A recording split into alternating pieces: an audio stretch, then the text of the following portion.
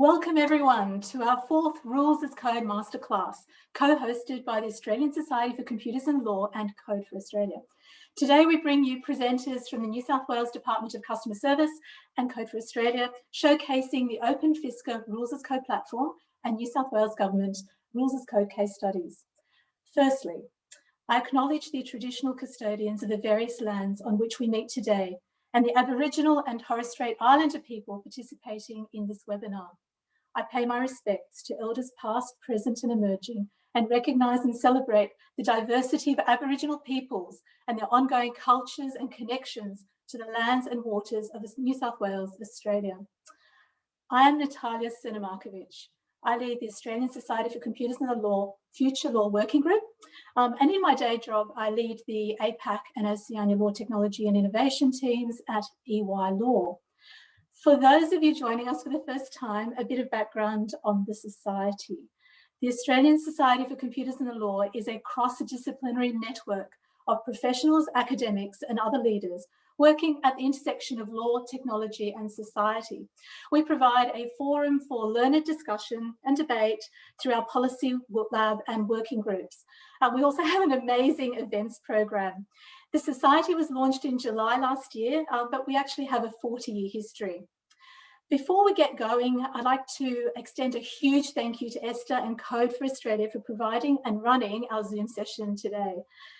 Here are our presenters. We have Asghar, Kazi, Liam McCann and Ram Parameswaran. So Asghar Kazi is the emerging tech analyst in the transformational unit within the New South Wales Department for Customer Service. We have Ram Parameswaran, who is a software and data analytics consultant, full stack developer and fellow for Code for Australia. Code for Australia is currently partnering with the New South Wales Department of Planning, Industry and Environment. Liam McCann is Project Officer at New South Wales Department of Planning, Industry and Environment. So before we get going, I would like to ask some questions of our presenters today. Could you please outline how you became involved in the Rules as Code movement, perhaps a bit about your background and what excites you about Rules as Code? Could we start with you, please, Asghar? Yeah, sure. So my sort of journey into the Rules as Code world started really when I joined New South Wales Government as a graduate. And there was a project sort of initiated by the policy lab at that time, which was sort of exploring in a very sort of experimental way the potential for converting rules into machine consumable language. That was a very interesting sort of start to the journey. I joined as a business analyst, and I've been involved in that area in New South Wales Government ever since that time. I'm really passionate about one potential key aspect of Rules as Code, which is making rules, regulations transparent and making them available to customers at scale. So I think that's one of the really key areas that fascinates me a lot. Perhaps you next, Liam? Yeah. So I joined the Department of Planning, Industry and Environment back when it was called the Office of Environment and Heritage in 2019. And in the first month that I was there, I went to a presentation by Policy Lab. A couple of the business analysts and policy officers from business Policy Lab came to present to us on their work about Rules as Code. And I went into that meeting sort of not knowing anything about the concept and came out with this very strong thought of, wait, we don't already do this? And was actually genuinely quite confused about the fact that this wasn't already happening. And so from that point forward, I was like sort of having this moment of, I'm working on this program with a massive rule set called then the Energy Savings Scheme, more details later. And so I remember having a conversation with someone about a week later about this Policy Lab presentation and about this massive rule we were working on and how we could potentially use this, and just having an anecdotal conversation. And this person was like, oh, it's really complicated. You'll never make this easier for people to access. And that was the moment when the gauntlet was laid down. I was like, okay, you've said this, so now I have to push this work forward and really try and implement this throughout the program. And so since then, I've been able to really start prototyping work. And I don't come from a tech background. I come from a history, cognitive science background. So I'm really good at like abstract thinking, but was never particularly technical. And so being able to really build those skills and have the problem solving skills in line with those technical skills has been really, really an interesting way in order to, like, one, create value for our users through implementing this work, and also in a weird way have fun and be able to like really try and crack really difficult problems and find solutions for difficult problems within using this rules as code approach. Fantastic. And thank you very much for mentioning your background, not technology focused, but contributing in such a massive way to the rules as code movement. Fabulous. Yes. Ram, you're next. Sure, thanks, Natalia. So I'm a software developer and I work for Code for Australia, and we're partnered with the fantastic folks at New South Wales Government. So what we're doing is investigating rules as code, methodologies around that and kind of processes for how to do better rules, but then also building rules as code implementations using Open Fisca and kind of making usable services around that. But before I was working for Code for Australia, I've been a software consultant for a number of years, and my work typically revolves around process automation and building web services to improve the productivity of business workflows, basically. And so what really excites me about rules as code is that it's kind of a serious attempt for government to do exactly that, right? To improve their services and improve the interaction between government and businesses and regulated industries and citizens. And so I think that's really exciting. And the technical landscape has been developed for a long time. And so there's a lot of capability that is out there that can be implemented in a sort of rapid way, which is really exciting from a software developer point of view. Fantastic, thank you. Some quick housekeeping before we move into the masterclass.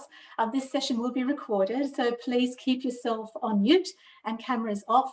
Use the chat function for questions. We will answer your questions at the end of the presentation. So please do add your questions to the chat function.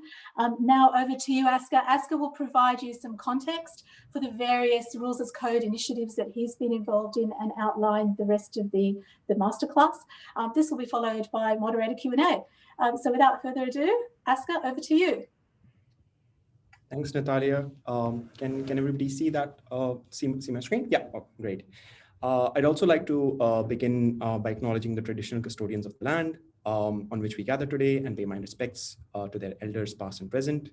I extend that respect to Aboriginal and Torres Strait Islander peoples here today. So in terms of the agenda for today, I'd like to start off by just briefly talking about what we're going to be covering. The first point which I'll be talking about is the need for rules as code and some key ingredients. What are some sort of very basic things or some important elements that are needed to scale rules as code, particularly from a government perspective. I'll be followed by Liam, who will talk about Open Fisca and its use, particularly within the Department of Planning, Industry and Environment, especially for the energy security safeguard. That'll be followed by broader use cases for Open Fisca and technology-based walkthrough by Ram. A bit about me. I'm currently a business/emerging tech analyst at the Department of Customer Service.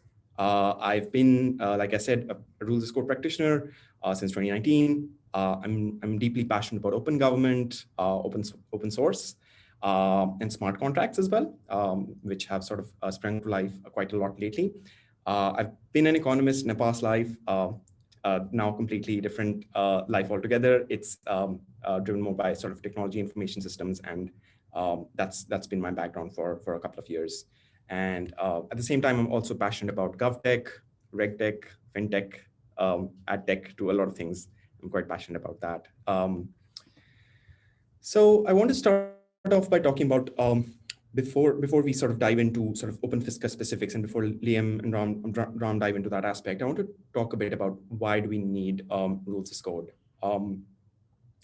We need it because, as you can see here on the graph, the number of regulations, particularly from a New South Wales context, has doubled between 2010 and 2019. Of those, 37% of sections in the New South Wales regulation are prescriptive by nature. And they've been changed like an average of 104 times. And I guess the one of the biggest, I guess, aspects to it is that there is an estimated net benefit of around 500 million to 6 billion that can be saved by the economy overall, just by reduction of 5% in compliance costs. So it sort of tells us a picture of a lot of regulations that have been added, obviously out of necessity, out of need, for regulating different aspects of the economy. But at the same time, it sort of increases the burden of compliance for customers as well. Now, we at the Department of Customer Service are particularly quite passionate about improving customers' lives and helping them sort of navigate the complexities of government. So in that context, this is why we sort of embarked on the mission to sort of go forward with Rules as Code. And this is particularly why I feel that it's really much needed at this point in time. So a bit of background on what Rules as Code is for those who may not know. Rules as Code is a process of creating machine consumable version of government rules. There's a machine readable version, and it sits alongside the natural language version. And then machine consumable version is an interpretation of the natural language version, but it's a authoritative reference implementation, which helps facilitate digital service delivery. It's crucial to state that it's not a process. It is a process. It's not a technology or a platform. Like it's not one technology that solves problems for people. It is that sort of process, which includes drafting rules for digital service delivery. It also includes sort of developing coded versions of those rules in parallel to the natural language version. And it's also inclusive of developing services which use those coded rules. So things like eligibility calculators, forms that help citizens or businesses navigate the complexity of those rules and ease the burden of compliance.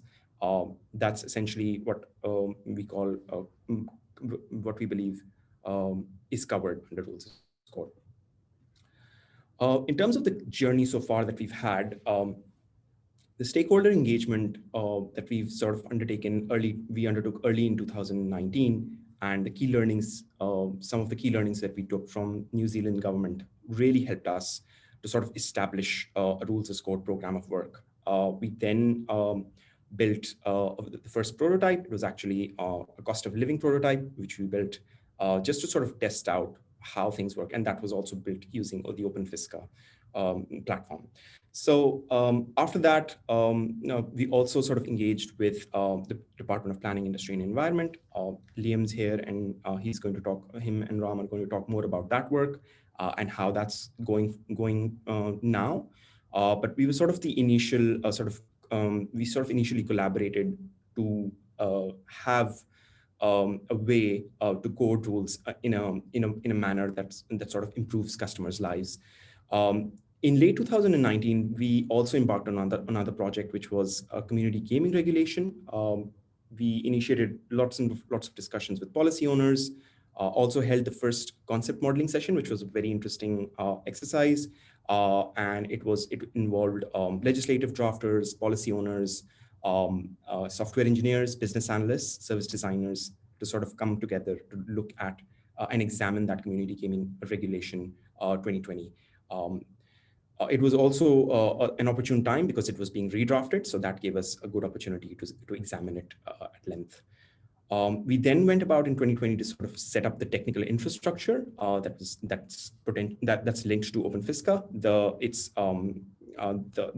The main sort of technology that we use is Open Fisca, and we sort of tried to build different components that would enable other government agencies to interact with Open Fisca in a much easier manner. Also included was pair programming sessions where we held, which we held with Department of Planning, Industry and Environment, and tried to sort of guide the process along at the very start to enable them to sort of do their codification of their rules. We then delivered Australia's first ever Rules as Code project, which was the community gaming regulation. And I'll briefly show you what that looked like. And also now we're currently at the stage where we're drafting a Rules as Code practitioner's guide. We're trying to build as much as engagement within New South Wales government as possible. We're trying to collaborate as much as possible. We're trying to talk more about it and sort of really get the message out that we are open to sort of exploring further opportunities to embed wherever rules as code is necessary. So this is an example of the community gaming regulation. Now, at the left, you can see the regulation applies to charities, and it's the context behind it is that if a charity wants to run a gaming activity, they need to follow a certain set of rules, which involves quite a number of calculations that they need to do. Once we had coded the regulation, the effect of that is shown to the right, which is essentially it makes it simpler for citizens and for businesses who want to run that particular gaming activity to be able to understand whether what sort of things do they need to do? Do they need to apply for an authority or a permit, or do they not? So that's what's sort of, I guess, the front end or the more visible aspect of the coded rule set. There's a lot of things that went in the back end. There's a lot of, I guess, programming that went in the back end just to bring this to light. And it sort of also allows us to link other third-party systems with that coded rule set in addition to this form. So from my perspective, some key ingredients for scaling rules as code, just want to talk briefly about those and some of which we've worked on in the past and some of which we're working on right now. The first one is building and showcasing digital products as much as possible that use rules as code. Liam's team is already doing quite a lot of that, and it makes me incredibly happy that they're on that journey and they're doing that. He'll obviously talk more about it. Then there's technical infrastructure that allows government agencies to scale rules as code. So, for example, we, as much as we'd like to, because of the scale of the problem, we won't be able to code. We understand that we won't be able to code all of the rules or most of the rules as a single team, which is why we want to enable other teams within New South Wales government to be able to do this on their own. The way to do that is setting up the foundation, technical foundation for allowing them to do, for helping them do that. In addition to that, it's also providing tools, resources, and guidance. So we're working on the practitioner's guide right now. We've also done pair programming in the past to be able to help other teams be able to do this on their own. And the last thing that I want to mention is it's building awareness as much as possible, talking as much as possible, exploring new opportunities. And we are doing that as part of different teams just to see where the best possible fit for rules as code opportunities is. That's mostly it from my end. I just wanted to give that background from a Department of Customer Service perspective. I will now hand over to Liam, who will talk more about the journey within the Department of Planning, Industry and Environment that he's had so far. Thanks a lot, Asghar. Let's just do a quick screen share. I wanted to, sorry, 1 second. That one, go to Sleets. So you should see an Open Fisca and the Energy Security Safeguard screen. That's correct. Asghar, give me a thumbs up. Excellent. So, sorry, we don't use Zoom very often in the department. So I'm going to talk about what Open Fisca is and how we've been using it to date within the program, the Energy Security Safeguard, and what we've learned along the way around how to scale Open Fisca, how to implement Open Fisca, and how it's really transformed our working processes. Before I start, I just want to make an acknowledgement to country. We acknowledge today that we meet on many Indigenous lands. I'm currently on Gadigal country in the middle of Sydney. We acknowledge the traditional custodians of the land, and we show our respect to elders past, present, and emerging through thoughtful and collaborative approaches to our work. I just want to note that sovereignty was never ceded. So what we're going to go today, I'm going to do some introductions. I'm going to introduce what is the safeguard and what is Open Fisca. That is too quickly. Let me go back. I'm going to go into what you'll need to implement and scale Open Fisca. I'm going to go into what we've learned through doing this process. So on the right side there's some information about who I am and my background. What I want to really strongly emphasize coming into this is I'm not coming from a tech background. I come from an academic history and cognitive science, Marcoms background. And so what that really means for me is like I've come into this program team from a humanities critical thinking, sort of really not technical background. And so being able to engage with a very technical project like this from that background is really, really key in order to be able to scale this work throughout government. And so I think one of the key challenges that people sort of identify is how do we get this into the hands of the policymakers or the program makers or the people who are actually like delivering the programs. And so I think through what I'm going to be talking through, you'll be able to understand from my background how I've been able to really transform my processes and the processes of people around me in order to really achieve best outcomes from using rules as code at Open Fisca. So what I'm going to do now is quickly introduce the energy security safeguard, what is rules as code, and what is Open Fisca. So this is just a very brief introduction to the safeguard. It's not going to go into a massive amount of detail. It's very, very complex, but I'll make it very, very simple. And you won't need to know this to really get some value out of what we're going to be talking about from this. So the Energy Security Safeguard, it's a program that will deliver bill savings for the New South Wales customers as part of the New South Wales electricity strategy. And it works towards reliability, affordability, and sustainability within the electricity system. Now, the safeguard consists of two parts. The first part is the energy saving scheme, the existing scheme, which is New South Wales's largest energy efficiency scheme. And it also consists of the new peak demand reduction scheme. So we've got this existing scheme that's been going for about 12 years at this point, and we're bringing in a new scheme and increasing the scope and the complexity of the schemes within the safeguard. Now, what I want to note is each scheme has a rule set, which defines eligible activities and how to conduct those eligible activities. And those rules are constantly revised approximately on a yearly basis to ensure best practice. So we've got these long, quite technical rules that have been constantly revised, and we're looking to find a way to be able to manage them effectively and be able to deliver the outcomes we want to deliver within these two schemes. Now, to just give a bit of legislative context for the particular work that I do. So there are three different bits of legislation that define the energy saving scheme. There's the Act, which defines there will be a scheme, and there will be a separate rule that defines the activities eligible within the scheme. There's the regulation that defines who can create the certificates and the regulatory processes such as registration and audits and all those sorts of regulatory functions. And then there's the rule that defines how the users can create the certificates and how many certificates can be created from activities. And so the team I work with, we work very specifically on the rule side of it. And the idea is the rule then feeds up into the regulation and the Act in order to achieve the unified functions of those three bits of legislation. So to go to what's in the safeguards rule sets, based on what's in the existing energy savings scheme rule, we have a section on the overall objectives of the rule. We have some definitions around what an energy savings certificate or ESCI is and how to create them. And we have calculation methods. So there's very simple methods, which have just some eligibility criteria and then a number of certificates, and some very complex methods, which require years of calculations to be able to accurately create certificates within them.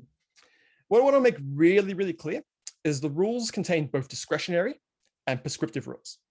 So by discretionary, I mean rules that require significant consideration of context.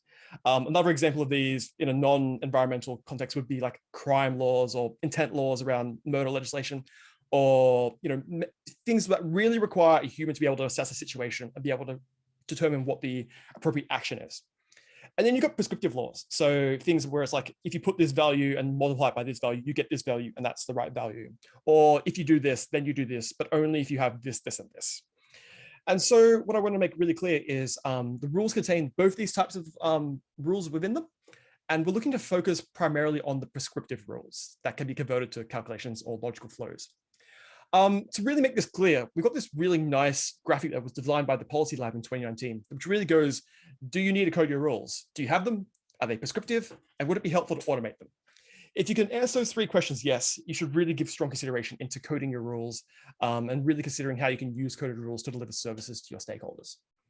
So now that we define what rules as code is and what the safeguard is, I'm going to go into a little bit into what Open Fisca, the specific platform we use to do rules as code, is.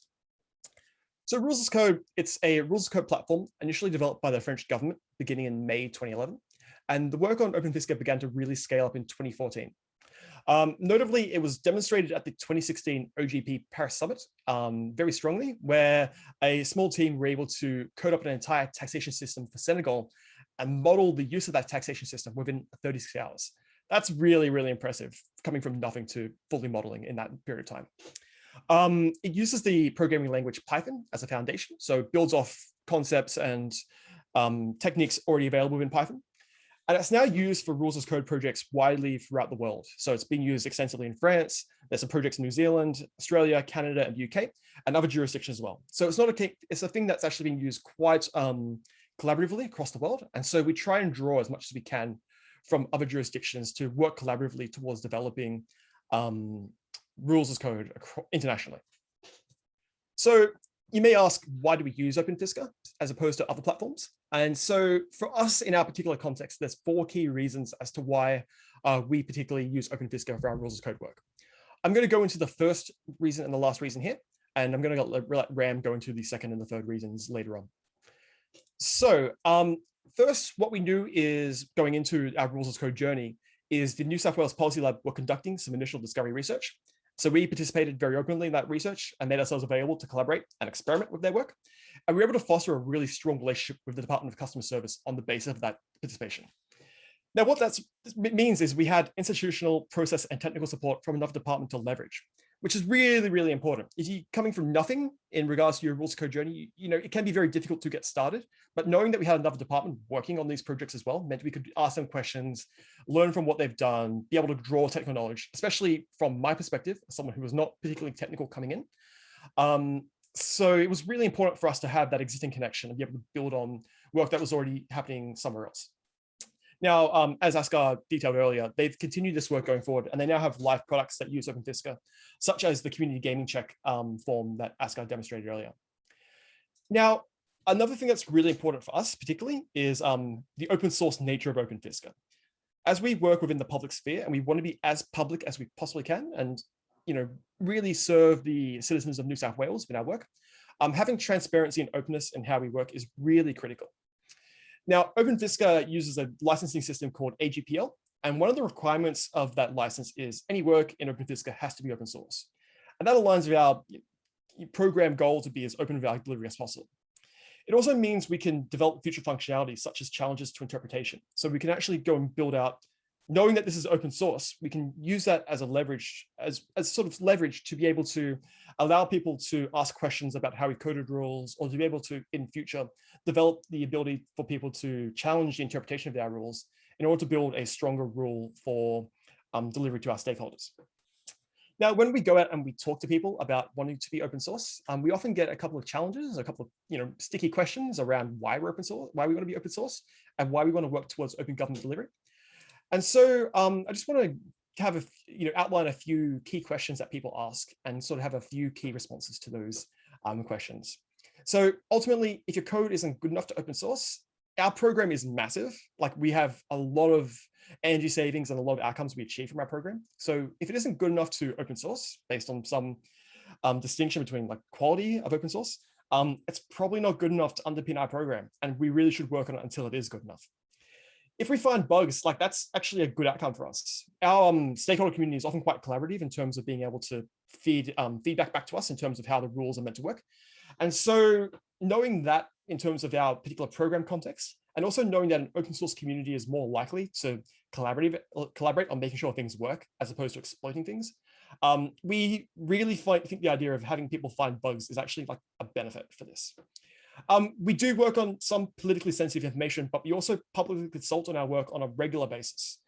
And so we're not particularly concerned at the moment about working on politically sensitive information. And we note that our work is subject to the GIPA Act anyway. So if anyone really, really wanted to see something sensitive, like, they would just utilize the functionality within that act. The last one is like really interesting. People view this as a negative, and I don't really see why. If another team sees our code and wants to go and build something on top of the code we've built, that's like really good. And it's a really great outcome, because it means at worst, they're building in line with good practice. At best, they're actually building new services that actively interact with our program. That's like really, really key in terms of being able to deliver outcomes across government, either within our department or across departments. So now I'm going to go into what you would need to successfully implement and scale Open Fisca. And I've got 4 key points that I think you would need to be able to successfully deliver an Open Fisca project within government. The first of these seems obvious, but it seems to be a barrier to entry for a lot of stakeholders. And that's having a desire and appetite to experiment with Open Fisca. So we were able to participate in the discovery research conducted by the Policy Lab and made clear our interest to be involved in further discovery and collaboration. We also conducted some initial research with our stakeholders as part of some digital landscape discovery research. And we integrated those findings into our existing thinking, and we were able to understand the value proposition that Open Fisca created for us within what at the time was just the energy saving scheme. And we were able to have that value proposition really clear before we even began to start experimenting or learning. So we knew the value for potentially implementing Open Fisca involved automated or semi-automated compliance, which helps minimize the impact of a rule change on our scheme administrator, who's outside of the department. We have a better understanding of being able to assess the impact of a rule change in the field. So we could model a rule change before it actually goes out to consultation and be able to understand this thing we're attempting to implement won't work because of this reason. We're looking to reduce ambiguity and interpretation issues through clearly defining what's in the vocabulary of the safeguard or the scheme itself. So knowing if we're referring to, say, energy savings as a concept, being able to have that vocabulary clear and use that in a rules as code context using Open Fisca is a really strong value proposition for us. It allows us to build a sort of a shared ontology of terms to be used within our program and ideally within other programs as well. And we're also looking to possibly develop a collaborative legislative drafting platform. So be able to get multiple stakeholders from different perspectives in and be able to have them work together towards drafting legislation that meets the needs of all of our stakeholders in a sort of collaborative manner. So how did we experiment with Open Fisca? First, we had to develop a license to conduct these experiments, initial experiments. Then we had to go and do some initial experiments to understand if it's viable. We then went to go and develop a small section of our rule in Open Fisca, conducted a legal review of our internal lawyers, and then reflected on what we learned. So what we first did is we observed the Department of Customer Services work in progress, and we knew we had to leverage their knowledge to even begin our process. We knew that our rule is massive in scope and complexity, and implementing an Open Fisca version of our whole rule in one attempt, it's not feasible. Our rule is 200-ish pages long. It's very technical, has a lot of interaction with other bits of documents. So being able to do it all in one attempt, it would take us years to do that, and we wouldn't learn anything. So being able to find a sufficiently small section that could function independently, but also complex enough to understand the viability in regards to other issues within the rule was really, really critical at this early stage in late 2019. So we settled on starting with the neighbors method of ESS for a few reasons. It has interactions with another program within the department. So there's valuable for multiple stakeholders in doing this experimenting at this point, not just for us within the safeguard team, but also for other stakeholders within other teams in other divisions within the department. It's sort of viewed as the midpoint of complexity of methodologies with the ESS. So as I was saying earlier, there's very simple methods and there's very complex methods. And the neighbors method is kind of in the middle of it. So we'll be able to learn a lot about both the simpler and the more complex stuff as we started to do some prototypes on this method. We knew there was lots of potential for energy savings that was remaining to be unlocked within the neighbors method. So we can use what we learned from this process to sort of get an understanding of how we can unlock that potential for further energy savings. And maybe, really importantly, it was an appropriate level of scope to not get totally overwhelmed. It's only about 5 pages of a rule that's 215 pages long. So knowing we could take a small chunk out and do it independently and really learn from that was really key to be able to kick this process off. So we started prototyping Open Fisca version of the neighbors method in collaboration with the Department of Customer Service. I went into the offices for 3-ish days a week in January 2020, and from no technical skills whatsoever, learned how to code in Python, learned how to code in Open Fisca, worked with them really collaboratively, and had sort of this cross-departmental collaboration in order to develop a coded version of the neighbors method. And we were able to do it within 10 working days, which is really, really quick for something that's the size and the complexity of the neighbors method. It's a significant achievement as our first experiment because it involves interaction with other programs, it involves moving through multiple calculation tools, and has a significant level of sophistication. So not being able to pick off the easy fruit, but actually do something relatively difficult as our first step, and use that as a value, showing the value of interaction between us and the Department of Customer Service was really valuable at this early point in our methodology, in our development of rules as code and Open Fisca. And we learned a lot from doing this right up front that we may not have learned if we did something different as our first step. What we learned is there's section in our rule which contradict each other. So there is a term called counted energy savings. It's defined twice in different sections of the neighbors method, which meant that when you try and run a calculation of it, it tries to find the right version of counted energy savings. It can't find it, and it means the calculations fail, which means you have to go and figure out, okay, what sort of counted energy savings are we trying to find at this point? what sort of can you? And you're trying to find at that point, and really clearly define at what point you're using a particular definition of a term. We also found there's sections of our rules which are ambiguous. So you could, like, there's a decision tree, you could follow down multiple different paths to get a result. And there's a part where you say you could do this if you're doing this part, but it doesn't actually say you're not allowed to do the same method on another branch of that tree. It doesn't say you can do it, doesn't say you can't do it, which means the code fails and just goes like, well, you're not really giving me the instructions here, so I don't know if I can actually do the thing you're wanting me to do. There's also other logistical questions we had to answer. So we had to ask, how does our open source code work with the neighbors team and their calculator, which was closed proprietary code? We had to figure out a way in which to manage the interaction between that in an appropriate way, which meant we could adhere to the license that Open Fisca works in, but also ensure that the neighbors method, where they very strongly wanted to keep their code proprietary, their requirements were met. We then conducted a line-by-line review of our code with an internal lawyer from the department, which involved sitting in a room with myself and another policy officer, project officer, excuse me, and a lawyer. And we had versions of the rule printed out. We had highlighters and pens. We had 2 screens with the code up, and we went line by line. This line of code means this.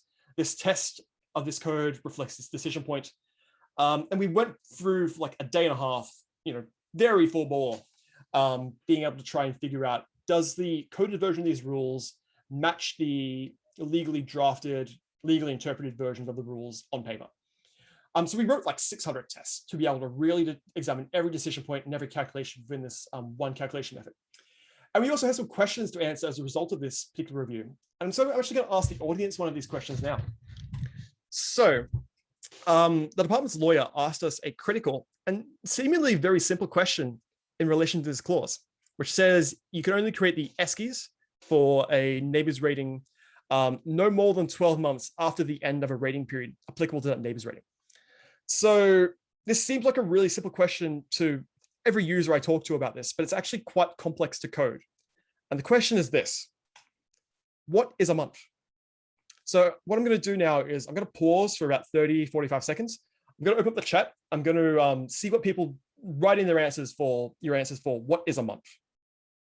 And we'll see what people respond with, and then I'll explain the thinking behind how we responded to this.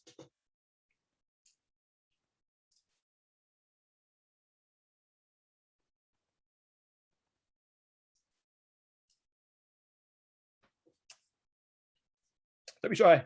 There's no wrong answers here.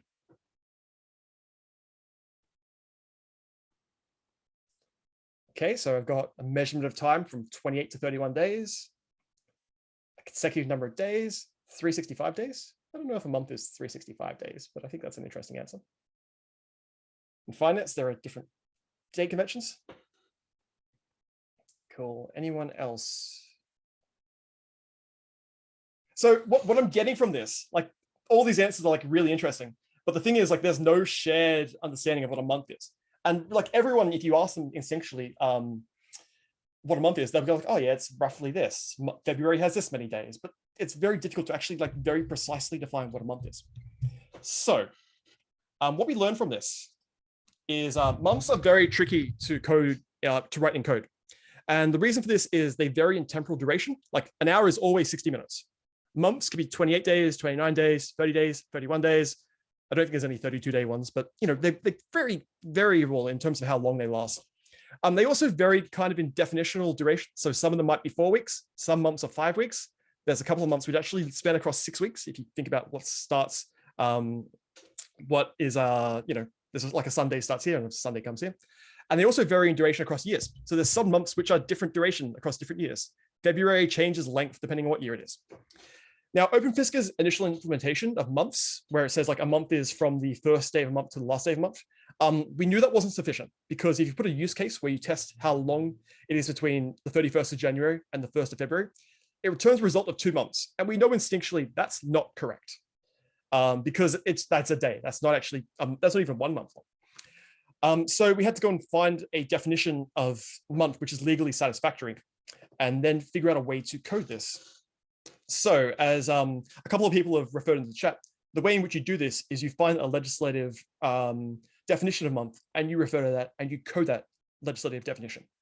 So we go to the Interpretations Act, which, if you're not aware, is an act which defines commonly used terms. And it defines month as such. Month means a calendar month. Calendar month means that definition there. I won't read it out. And so what we found as a result of this, we could code this as a Python in a Python function, and we can integrate that back into Open Fisca and write tests to make sure it functions correctly. And there's a weird nuance to this where if you write, I wrote test cases for every day in the year and their distance 12 months ahead. And what we found is if you have a test case that starts on the 29th of the month, you actually have different amounts of eligibility depending on what year it is. Because, because of that leap year and the 29th of February, if you don't count a leap year, you actually have a slightly longer eligibility period of 12 months between your end day, your neighbors rating, and your ESCI creation date.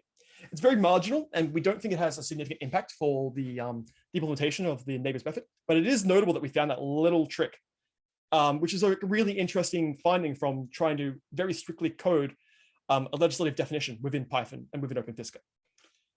So what we learned at this point was we could use Open Fisca for our complex, mostly prescriptive rule set. There's a level of technical windup, but it's relatively easy to embed in another team, my team that I was working within. Breaking our rule set into small sections and focusing on small sections is the best approach. And it requires us to ask essential questions about how our rules are intended to work, but also essential questions about unintentional functionality that we find within our rule set. So we knew at this point we could scale this work going forward. And so the next thing you need to successfully implement and scale Open Fisca is the ability to begin integrating into business as usual. And so what we did from this is we drafted versions of new rules. So we had a rule change at this point. So we were drafting up the rule change. And so we actually coded those rules in Open Fisca as we were drafting. And we found there was potential issues with the rule development process quicker than we would have previously found through using Excel spreadsheets to be able to model out test cases. We were then able to inform the development of new policy based on those findings. And we were able to understand that there was actually a lot of potential for Open Fisca to inform our rule development and delivery process. And what we understood at that point, approximately this time last year, was there was a real need to embed a team, specifically a Code for Australia Fellowship, to push this work forward and really explore its potential. So the third thing we need is the ability to scale work and push into new horizons and answer kind of tricky questions. So we engaged a fellowship team, which consists of digital delivery specialists such as RAM, but it involves embedding these specialists in a government team or organizational team for approximately 6 months to really dive deep into particular issues or questions. And we looked to really begin scaling our rules of code work. We prototyped a large-scale rule dashboard for internal use. We developed a sophisticated backend architecture. So we developed CI/CD pipelines and APIs and regulation reference frameworks. And we've been prototyping new forms of rule development processes. And we're currently testing and iterating on the delivery of these rules as code projects to our external stakeholders. So one question I commonly get asked in this space is, are we coding law? Or are we coding interpretations of law? And so I kind of decided to sneakily test this in the first session of the fellowship. I asked the fellows to code up the sonar method of the ESS, which is small, relatively easy to read, mostly prescriptive, and with minimal calculations. And so I was like really intrigued of how they would do it. And I asked them to do it in front of me in sort of a workshop environment, knowing that I'd already coded that method and hidden it from them prior to this. And the thing I was really intrigued to learn was like, do they do it the exact same way in which I did it? Or do they code it very differently, but get the same results? So I asked them to do it in a workshop. I asked them to write a number of test cases, which show the results of the code. And what we found is rules as code, the code that the fellows developed within this workshop, it was structurally and cosmetically different, but it produced the same results, the same decision points. And so we were able to demonstrate that multiple interpretations of a rule in code could produce the same results through hundreds of tests, despite those interpretations being structured and written differently in code.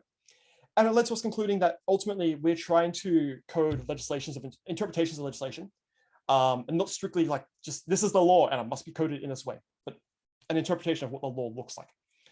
And so that was a really interesting finding. It sort of is framing how we're trying to figure out what's next for our particular work. Now, the last thing that you need in order to be able to scale and implement rules as code and Open Fisca is a willingness to transform your working processes. So I came into the role at DPI as a relatively junior program officer. I had some technical knowledge, but not a ton. And I was anticipating a lot of program work, a lot of writing documents and program plans and things like that. And from interacting and learning about Open Fisca, I was required to completely reframe how I work and how, like, what practices I need to engage with. And I had to learn a lot of new skills and face a lot of challenges, legislative challenges, technical challenges, spending time looking at code bases and banging my head against the wall as to why they don't work. And like, I'm not gonna lie, it's been difficult, but it's also been really, really valuable. I've been able to develop new working practices. I've been able to transform my own work. So I do my work completely differently from basically anyone in the branch I work within, or even within the department as a whole. And I've been able to transform the work of others around me. It's been far more rewarding and had far more impact than it's been difficult. And really, without myself being open to digging deep into Open Fisca and people further up in the organizational chain fighting to get me the space to experiment with this, there was no chance of being able to understand whether this was viable for us, especially developing those technical experiments. Like, I wasn't able to get the space if I didn't have people fighting for me. I want to make a special shout out to my direct boss, David Pryor, who I know fought really, really hard to get me the space to push this forward, and who constantly fights really hard to be able to push this work forward and really be innovative in the space. Through doing this work, we've also exposed potential issues with how digital delivery is typically done, and we've been able to work towards particular solutions in terms of how we can respond to those problems. So a common way in which delivery systems are developed at present is you have a legislative drafter, or a policy staffer, or a subject matter expert passing an interpretation of legislation to a developer. And this creates what Jason Morris refers to as a knowledge acquisition bottleneck. Basically, you have a interpretation, it gets passed to the developer. There's a potential for, it takes a lot of time, it costs a lot of money, and the potential for a sort of gap in interpretation. And there's two possible ways to resolve this. One is to remove the gap. So Jason suggests just have the person who does the coding be the same person who has a subject matter expertise. Now, that's the approach we took in 2020 when I was doing the initial neighbors prototype and pushing that work forward before the fellowship. But there's like really key interpretations around, is interpretation that someone provides correct? And what happens when you concentrate these functions within a single person, especially in our context where you have this massive rule, which is really technically complex. And how can you ensure the code and the policy interpretation is always correct? And like, even practically, like, what happens if that person gets hit by a bus? What happens if that person breaks their leg horribly and is out for 6 weeks or whatever it might be? That's a really, there is value in that approach, but it's also really risky in terms of actually implementing it.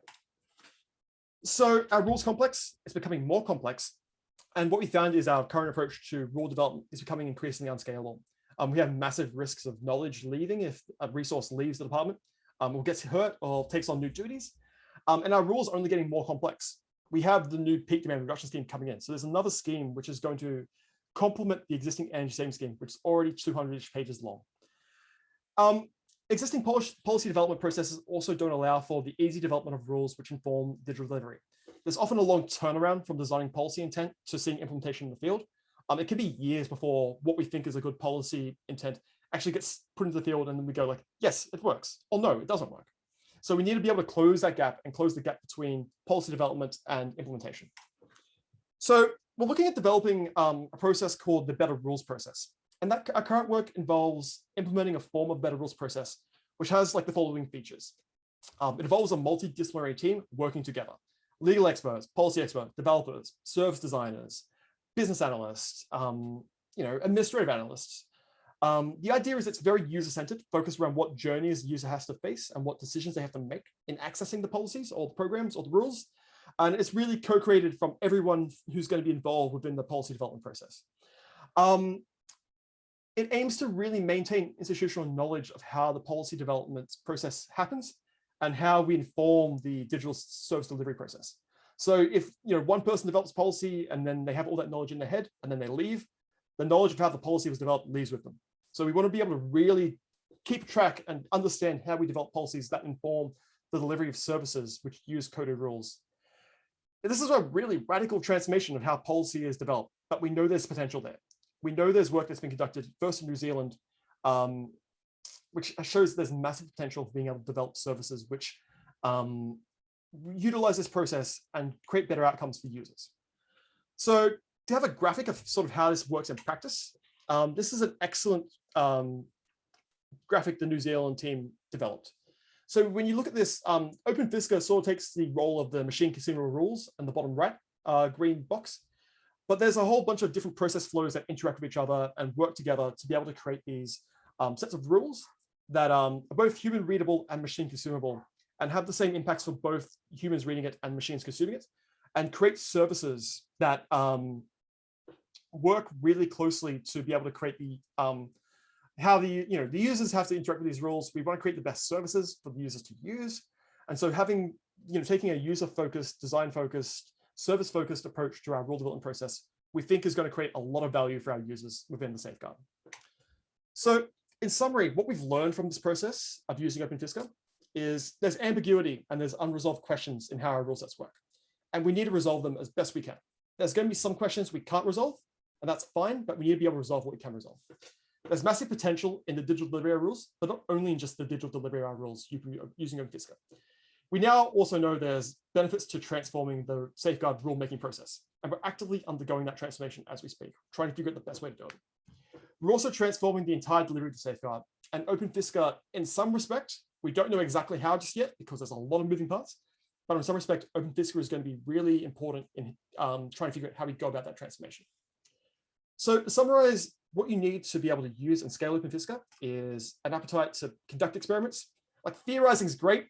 I love theorizing. I spend a lot of time thinking, but you don't learn how to do this work until you commit to actually just doing some prototypes and learning how it's going to mechanize in your particular policy, program, legal environment. Having an understanding of whether your rules are suitable for coding is really important. Plenty of rules are not suitable to code.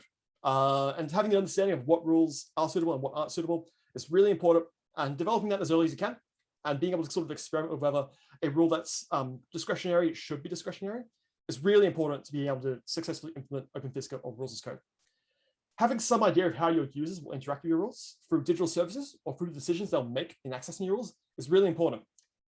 You can have the best rule in the world, but if your users can't interact with them, it doesn't really mean anything. Being able to really be sort of focused on how your users will work with them is really key in order to develop rules that successfully deliver what you want to your users.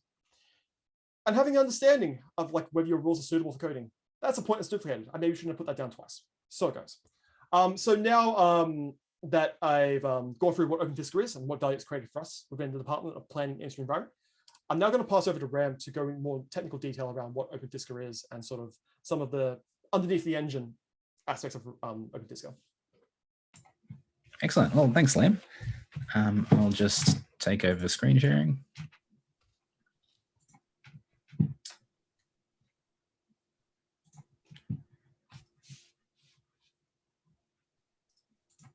Okay, well, welcome everyone.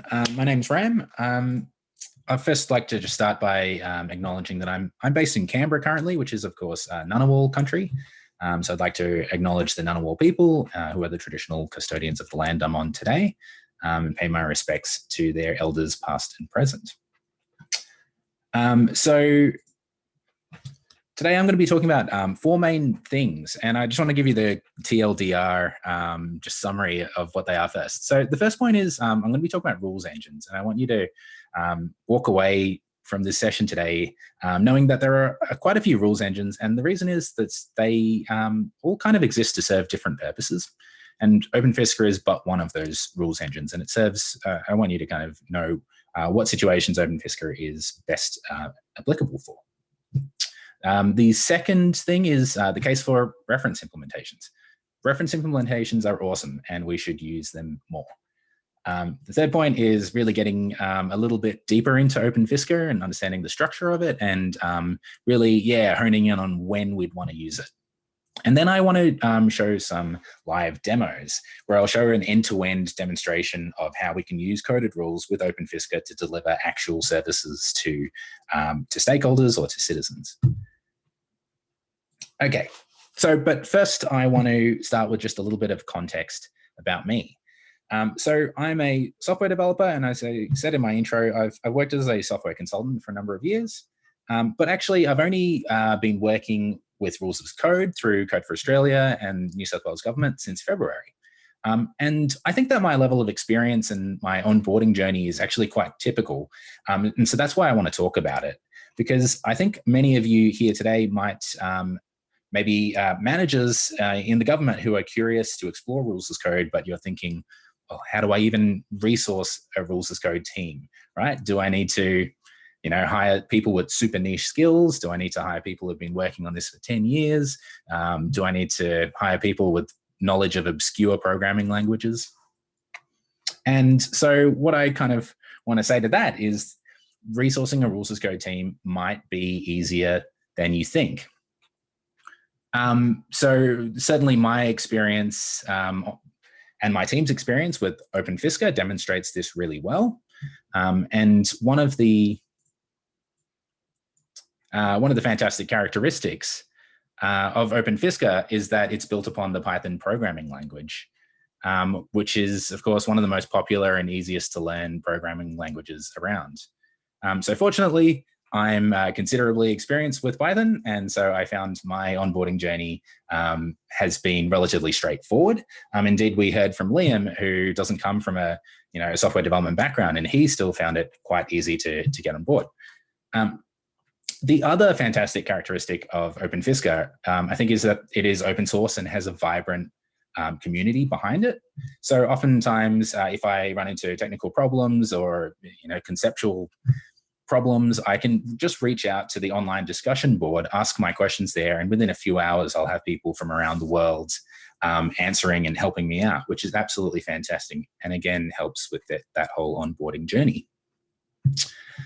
So in summary, what I want to convey is that it's actually not that difficult to find and hire Python programmers today, and thus it's not that difficult to kind of resource an Open Fisca team and more broadly a rules as code team. Okay, so let's get into the nitty gritty. So what is a rules engine? Well, let's start with the definition. A rules engine is a piece of software that applies a rule base to facts or inputs. And this is a pretty broad definition of rules engines, and there are various ways that this can be applied for different use cases. So let's have a look at a few potential use cases to try to make sense of this. I want to talk about two today. It's not exhaustive, but anyway. So the first is what I'd call a procedural engine. And the idea here is to create software that can interpret logical decision trees. So given a set of inputs, it can follow the decision tree to arrive at the correct output or the correct results and determination. So one objective here is to ensure that all possible decisions are covered, and that for any potential set of inputs you provide, the decision tree arrives at the correct output. One interesting example I've seen of this was a rules engine for determining eligibility to sit in Parliament under Section 44 of the Commonwealth Constitution. So yeah, Section 44 sets out a set of eligibility criteria or exclusion criteria for sitting in Parliament. And so we can build a logical rules engine which can take in a set of inputs and come to the right determination. But the other type of rules engine I want to talk about is simulation engines. And this is where you want to perform arithmetic instead of just following decision trees. And this is a different and more complex form of computation. It's particularly complex in situations where inputs and policy settings change frequently. So one example of this is determining payments under the family tax benefit. See, the family tax benefit is a large and complex welfare program. It has eligibility requirements such as income tests and assets tests, but it also has numerical calculations based on your income and number of dependents and a range of other factors, right? So, and furthermore, the policy settings such as the income thresholds and the payment rates, they change quite frequently. So calculating the payment under the family tax benefit is really quite complex, and it's actually quite different from the other sorts of computation you do with other rules engines. And certainly building software that can do this calculation is not a trivial matter. So as a result of there being different use cases for rules engines, a number of different rules as code technologies and products have emerged. So here we see a list, which is totally not exclusive or exhaustive, a list of rules engines that are currently being used today. a thing I want you to remember is that there is no one best technology, because they're often trying to solve or serve different objectives. So the reason I'm saying all of this is that is really just to highlight that Open Fisca is really useful for certain use cases, but it's not a silver bullet, and it's definitely not recommended for all rules as code projects. But where it is particularly useful is for creating reference implementations of complex policies and making those implementations publicly accessible. So that leads me to the second point, reference implementations and the case for them. So in software development, a reference implementation is a software application that implements a specified requirements of a thing. So it demonstrates what should be considered to be the correct behavior of any other software implementation that may follow. So as a simple example, I want you to consider the reference implementation of a golf ball. You know, it has this size, approximately this heavy, approximately this many dimples. Other people can go and make their own implementation of a golf ball, but having the reference can be really beneficial for people to compare against, or to review, or to see whether they followed the specification correctly. In the context of rules as code, the thing that we're trying to implement is the actual policy.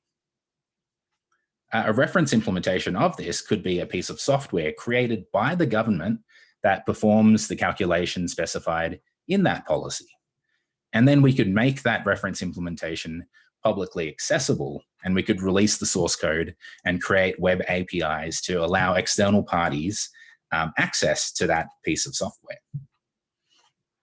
So one thing I really want to stress here is that the reference implementation does not in any way detract from the policy itself.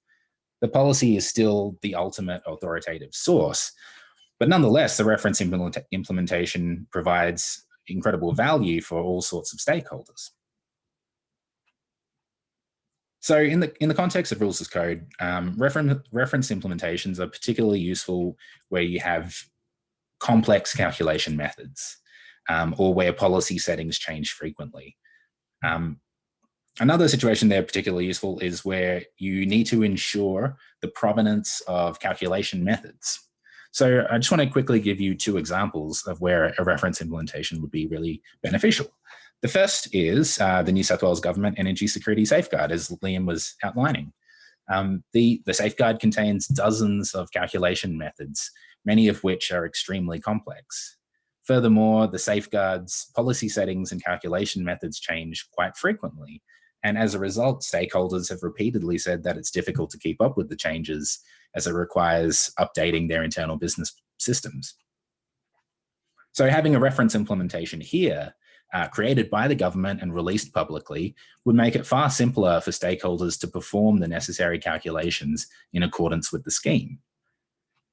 The second example is Oztrack and anti-money laundering provisions. So here, this is a situation where ensuring the provenance of calculation methods is essential. Currently, banks are required to comply with these provisions, and they do this by implementing their own compliance systems. But they have stated that it is extremely difficult and costly to do so. So again, having a reference implementation created by the government would make ensuring compliance easier and more cost-effective. So let's have a look at a few characteristics of reference implementations. Firstly, they act as a standard against which other implementations can be measured. They give private organizations something to benchmark against, and they give policymakers a way of knowing if the policy is being implemented correctly. Secondly, they verify that an implementation is in fact implementable. The process of implementing policy in code brings to light the ambiguities in that policy. This is something that Liam touched on as well, and this is a really fantastic characteristic. Thirdly, reference implementations may or may not be production quality. They can still offer tremendous value even if they're not perfect. A great example that I love is that the Fraunhofer Institute famously created the reference implementation of the MP3 music compression. And this reference implementation is widely considered to be inferior to other MP3 compression standards, but it nonetheless created a standard behind which the industry could get behind, and that offers value. And lastly, reference implementations provide a platform for performing testing. And testing is a huge aspect of software development, so I just want to spend a minute talking about that. So whenever we write a piece of code or a chunk of code, we should write a test to go along with it. The test verifies that our code does what we expect. So here's a simple example that I've created in the Python programming language. At the top, we have a function called myFunction. It just takes a value and returns that value plus 1. So if you put in 2, it'll return 3. If you put in 5, it'll return 6. And then at the bottom, we have 3 tests that test just for different values. So my function of -2 returns -1, of 3 returns 4, of 5.5 returns 6.5. So here we've implicitly verified that it handles negative values correctly, positive values correctly, and decimal values correctly. Fantastic. So the benefits of testing in this way is that we can verify and easily communicate that the output of our code aligns with what we expect. Secondly, it allows us to test to make sure that any changes we make in the future don't break functionality from the past. All right, so finally to Open Fisca. How does it all fit into this? Well, Open Fisca aims to be that simulation engine. We can use Open Fisca to create free, publicly available reference implementations that are usable and that are testable. So Open Fisca is specifically designed for performing complex calculations where inputs and calculation methods change frequently. Its prototypical use case is tax and welfare benefits, but it can and is being deployed in a variety of non-tax arenas. So the basic units of operations, in Open Fisca are inputs, outputs, and formulas. So to help demonstrate this, I've made a simple example which demonstrates the structure and logic of Open Fisca. And this example is for a fictional policy which determines how much birthday money a child will receive in a given year. So in Open Fisca, inputs and outputs are specified as data objects called variables. On this screenshot, we have 2 input variables here, the first called age and the second called good behavior. Each variable has a value type. In the case of age, the value type is an integer. In the case of good behavior, the value type is a Boolean, meaning a true or false. They also have some additional metadata for readability, like a reference, a label, and a default value.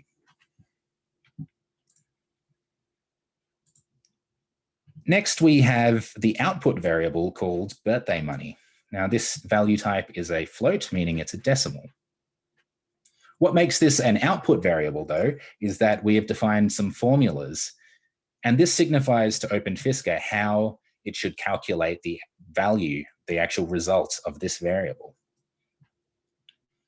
So the first formula here is quite simple. It takes the age, so it takes the inputs of other input variables and then performs some arithmetic on it. So here it takes age and then multiplies it by 10. So you get $10 for however old you are. But there is a complication. The fictional regulator changed the calculation method on the 1st of January 2000, and they introduced a good behavior requirement. So we can capture this in Open Fisca by defining a formula with this date suffix on it. And this will tell Open Fisca that for dates after year 2000, 1st of January, it should use this calculation methodology instead of the prior one. And we can see here, now we check for good behavior, and if good behavior is true, we'll return their age times 20, otherwise we'll return 0. So this is a fun and simple example, but it demonstrates a really powerful functionality that we can capture how calculation methods change over time. And this means that we can accurately model that policy at any point in time, regardless of the changing policy settings.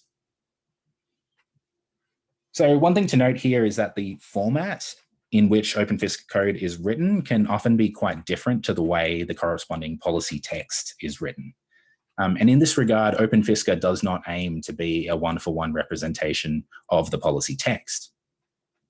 We found in the New South Wales Government project that policy texts often have many explanatory clauses, which are definitely important and relevant, but which play no role in the actual calculation. And so as a result, they don't appear in our Open Fisca code base. So this is an important thing to remember. Open Fisca is not intended to capture 100% of the content of your policy text, like some other rules engines might do. Instead, it aims to demonstrate equivalence of outcomes through testing. So here I've shown a test case, or two test cases that I wrote for this fictional birthday money policy. So here we have the first test case, and what we're doing here is defining some inputs, age and good behavior, and defining what the expected output is going to be. And then Open Fisca will automatically run this and verify that the actual outputs align with the expected outputs. The second test case is exactly the same, but we've done it on the 2nd of January 2000. So this is after the good behavior requirement was introduced. And we can check that now, when good behavior is false in the latter two cases, the birthday money will be false. So for the past 3 months, we've been creating an Open Fisca implementation, as Liam outlined for the New South Wales Government. Our process is essentially just what I demonstrated to you. We identify the relevant outputs of policy, we determine the corresponding inputs, and we write the calculation formulas. And then finally, we write tests to ensure that the outputs are actually what we expect.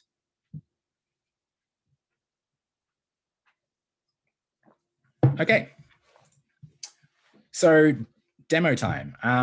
Now I'd like to present you a demo to show how we can actually deliver services using Open Fisca. Because of course, the ultimate goal of coding rules is to provide better services to the public, services that improve transparency or improve consultation or provide utility to citizens. So I want to demonstrate just a few ways that this can be done with a real-world scenario. And that real-world scenario is stamp duty and home buyer's assistance in the ACT. And I've chosen the ACT because that's where I live. So this is a great use case for Open Fisca because it implicitly involves arithmetic and policy settings that change almost every year. So firstly, let's have a quick overview of the policy. Stamp duty, of course, is a tax you pay when you buy a property, a home, land, or commercial property. So for your benefit, I've distilled the actual calculation method down into this flowchart. So what we have here is basically 3 inputs in blue: the transaction date, the property type, which can be residential, rural, or commercial, and the property price. Using these inputs, we then look up the duty schedule to determine what the corresponding duty will be. So what does this duty schedule look like? Well, for say from 1st of July 2019, it's this table here. So this is essentially like a marginal income tax table. You look up what threshold your sort of house belongs to, and then you look up the corresponding duty payable. So this is fairly straightforward so far, but then there is the home buyer's concession scheme. And this is more complicated because it involves a number of eligibility checks and then another numerical calculation. So here we have the eligibility checks. There's the residence requirement, which means you have to live in the home for at least a year. Secondly, there's previous property requirement, means you cannot have owned a property in the last 2 years. All buyers are at least 18. It's fairly self-explanatory. And then there's also an income threshold based on the number of dependent children you have. So you'll have to look up this schedule here on the right.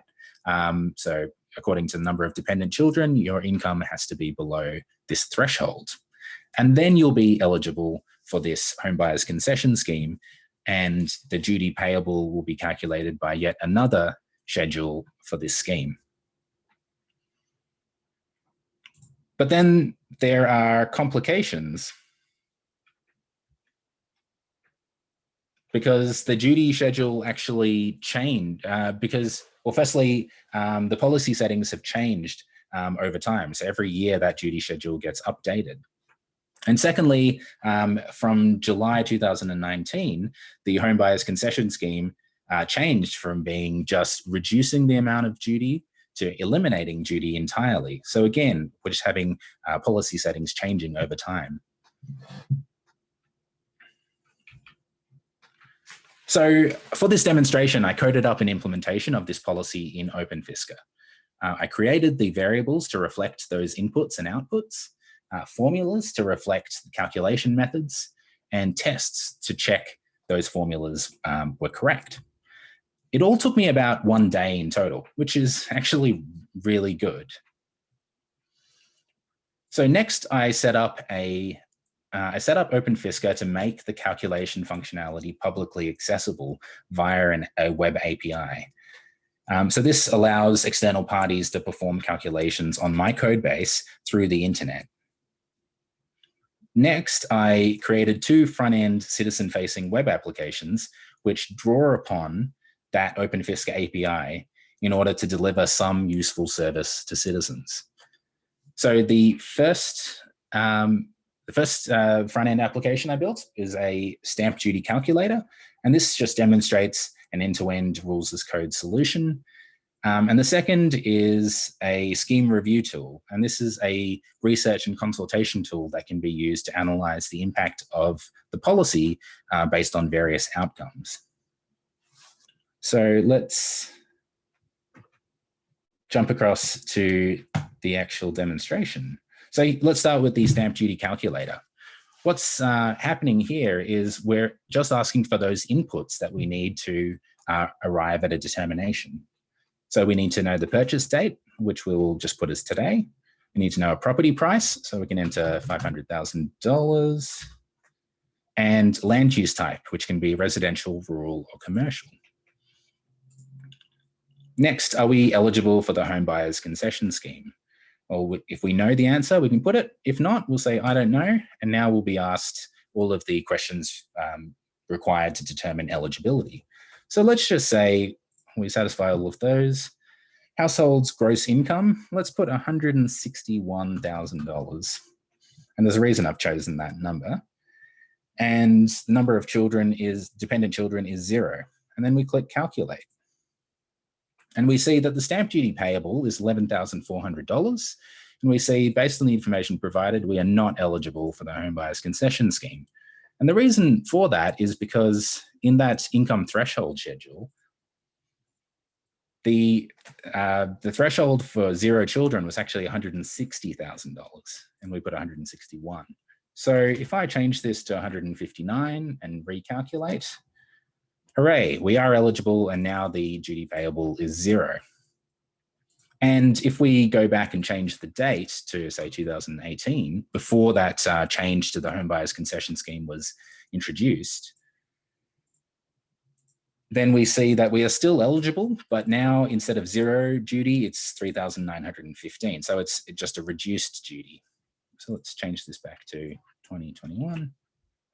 And one thing I want to demonstrate here is all of this calculation is being performed on the coded rule set in Open Fisca. So just say we want to change that or introduce a change to the policy settings. Well, say, for instance, there was a change introduced in 2021 to the rates to determine the stamp duty.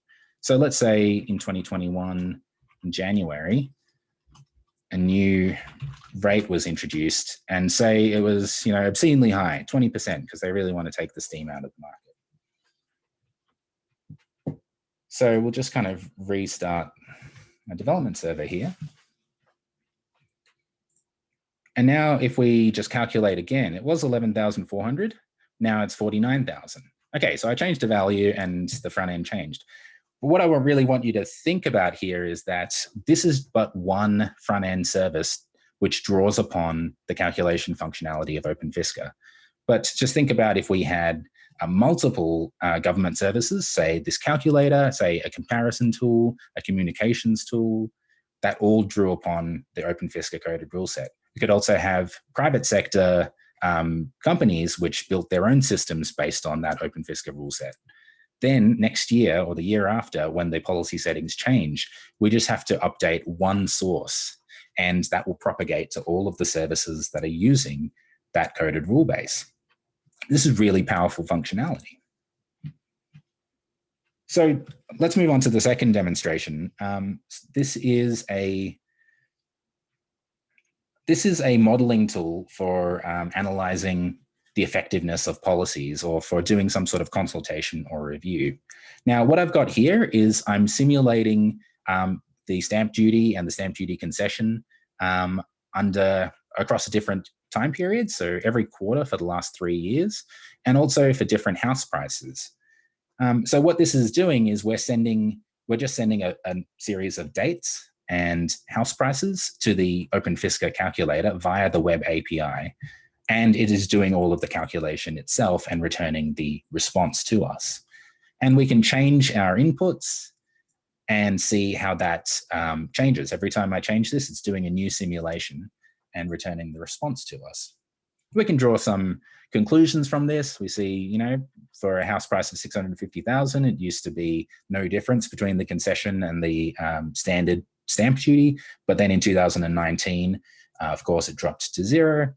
Now, this is perhaps not the most interesting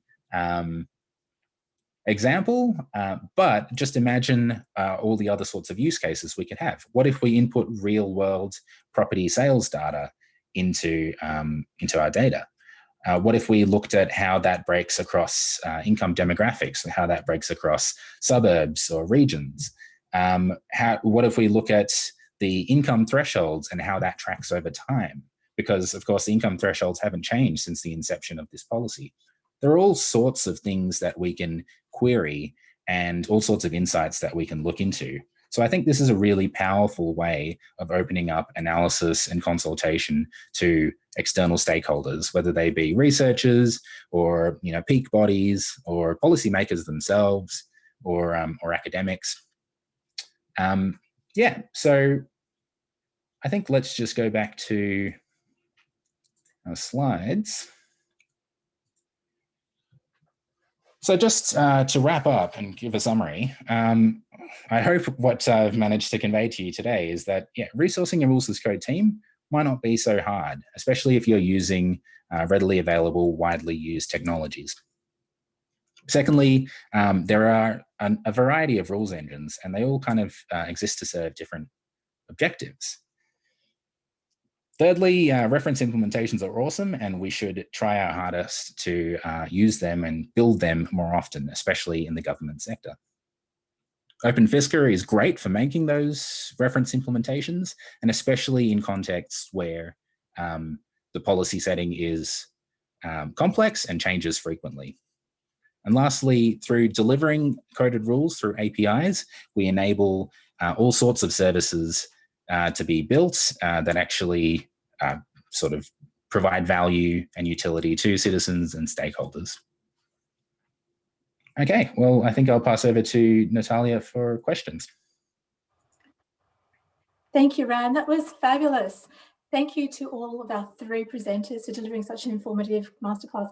You covered a lot of territory, right? From what is rules as code, key learnings from delivering successful RAC projects, from use case selection and sponsorship to practical tips on resourcing and process, experimentation with multidisciplinary team, big theme there, and also technical enablement. So now for Q&A, we've had many questions flooding in. Thank you everyone for your questions and comments. Great to see new participants at this masterclass, as well as questions from our community of RAC experts. Great to see you on the call, Guido. Okay, now for questions. There's a technical question from Elizabeth Day around what is involved in pair programming. Asghar, could you take that one, please? Yeah, sure. So from a rules as code perspective, pair programming essentially involves pairing a policy person with a software developer, and then sitting side by side, trying to work through the specific clauses of the legislation and coding them in real time. And by doing that, they sort of follow a process of sort of logical questioning, essentially, or what the logical conditions in that particular piece of regulation or policy are. And by doing that, they're essentially modeling the logical outcomes and kind of creating a decision tree, but at the same time, they're coding as well.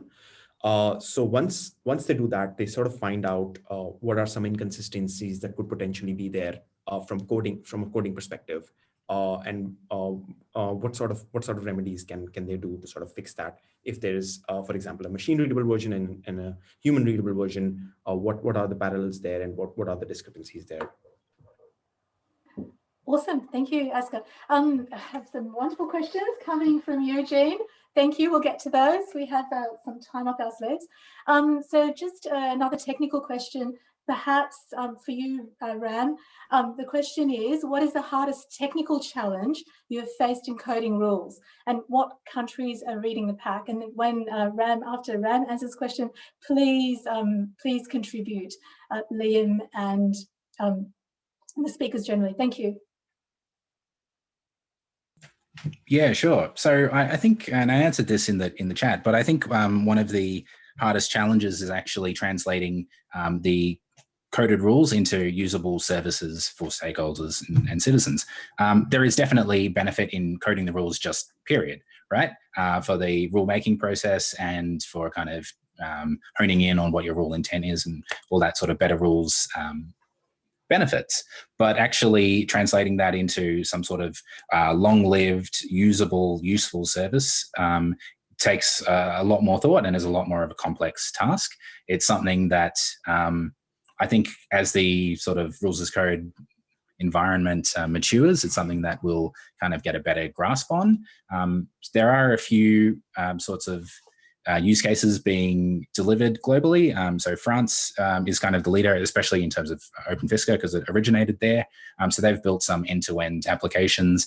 They are mostly around tax and social benefits, welfare benefits. But that is a very complex space, so it's not to detract from the applications. Yeah, I would basically agree with what Ram said around technical challenges. I would suggest there's two sides to the rules as code sort of process. If I think about the technical side and who's technically sort of the head of the game and really technically adept, I look at the work that the French teams are doing, and my head kind of explodes when I look at it. I just go I kind of get what's going on, but I can see it's a lot of sophistication and a lot of they're very technically adept on that. In regards to really digging deep into the process, I really like the work that New Zealand, especially the former Service Innovation Lab, is doing. I also know there's a lot of emerging work coming from Canada at the moment. There's a Code for Canada team who's doing a lot of rules of code work, who I've read some articles on and I've had some conversations with. And I know other, the fellows from our fellowship have had those conversations, and they're starting to really emerge with the support of their leadership team as really, leading the pack in this particular space. From a software development point of view, what potential use cases for rules as code excite you most? Ram, can you start with this one, please? Yeah, sure. Well, I suppose to really hone in on that sort of delivering useful services, what really excites me the most is those services that will be most widely used and that offer value that people or stakeholders couldn't get themselves. So this to kind of kill two birds with one stone. So Mark Staples has asked a question about why use Open Fisca instead of just a normal spreadsheet. And I think in situations where you've got a very complex sort of calculation methodology, it's just out of the realm, or you can't expect people to be able to do that themselves, and certainly not to do it correctly. So that's the sort of use cases that I'm really excited about, doing all of the hard work. So you enable complex calculation functionality and you expose that to the public so that people can do modeling, do simulation, build services on top of that. And, because you're doing it from a government point of view, it comes from a level of trust and authority that kind of, provides a good foundation. I think that's really exciting.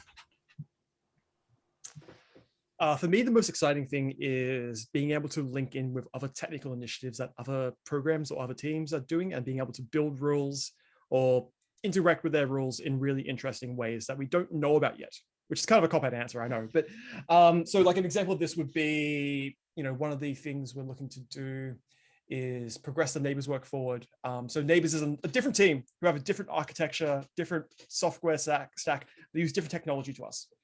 But being able to try and find a way in which we want to be able to deliver unified services between the safeguard and the neighbors program and figure out what they use, like the shared users want. That's one example of like the stuff that really excites me, being able to go like, you're building something in JavaScript and .NET, and we're building something in Python. How can we make those play together and figure out some place in the middle, which really pulls together, different programs in ways that we don't even know about yet, and creates great outcomes from that process. Awesome. Just a couple of questions about use of rules as code and adoption outside government, which is clearly important, right, to drive the economies of scale and transparency, etc., for the users. What do you see as the greatest challenge for usability of rules as code by corporates, for example? I think the immediate answer that comes to my mind is a lot of other organizations have their own established business systems. And so being able to be disruptive in a productive way in regards to their existing business systems and allowing them to like sort of figure out how they're going to build their business systems around these rules, or at what point do they pull these rules in, or what function those rules have, I think is going to be like the really big challenge that organizations outside of government would have in being able to pull coded rules into their own systems or their own practices or their own organizations. Yeah, on that, I think as rules as code matures, we'll kind of develop more standardized approaches for how we expose rules as code services to businesses. Currently, it is a bit of a patchwork, and so the requisite knowledge for businesses is quite high. But one thing I'm really excited about is making that standardization, having some agreement, just to make it easier. Okay, let's launch into Eugene's question. Question number one, is there a foundational set of concepts that you publish as part of rules implementations? How is this formalized? Yeah, so that's a really good question. And I suppose this is something that we're working towards as well. And Asghar mentioned this, we're kind of creating a sort of practitioner's guide around how we sort of structure our coded rule sets and the methodology behind that and sort of the ontology behind that. There is, in software, there are almost infinite ways to skin a cat. So it is important that we do have some sort of standardization when we do build that reference implementation. But fundamentally, that comes from, the approach that we've been following in New South Wales government is to really focus in on what the sorts of outputs, really define well what the sorts of outputs that we're trying to calculate, and making that the kind of the standard agreed upon base upon which we build. But there's, definitely a lot more work that needs to be done in this space. Mm-hmm. I think to answer that, one of the key pieces of work that we sort of did as part of our previous project was building a prototype legislation explorer. And so what that does is it essentially puts out the definitions of different key terms and concepts that are present within legislation, but also the machine readable versions of those. So what that does is it essentially allows software developers or somebody who's looking for particular sort of guidance on what a particular term means to be able to go to that. And over time, the hope is that with sort of different government agencies working together to build that sort of shared understanding or shared sort of ontology of definitions, then some of the definitions could be shared across agencies that would then allow sort of more sort of standardization of those key terms. We have Eugene's second question.